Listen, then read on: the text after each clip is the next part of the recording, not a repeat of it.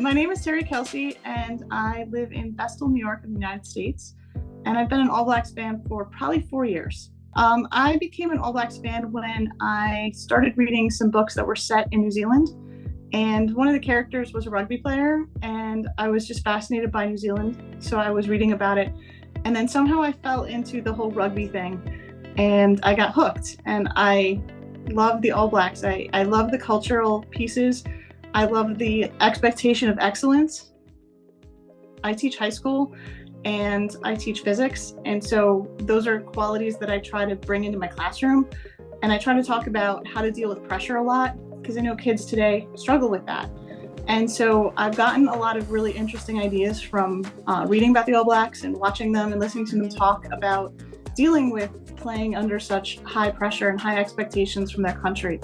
And I think my students enjoy the stories, and I think they've gotten some stuff out of it. I have decorated my classroom this year with all rugby themes, and my first day of school was yesterday, so we were talking about rugby, and I have a rugby ball in my room, and so it was kind of neat to do all that. The All Blacks played in the US, I think 2 years ago. They played in Washington, D.C., and I bought a ticket and drove down, it's about a 5-hour drive for me. And of course, when they played the US, they beat them by like over 100 points, which is totally expected. I mean, the US was just happy to score one try. That was it, and they were thrilled. This is the first try ever scored by Team USA against the All Blacks. The games in the US, or at least my part of the US, usually come on like between 3:30 and 4. So it's literally the middle of the night. I used to tape record them and watch them in the morning, but I really like being part of it.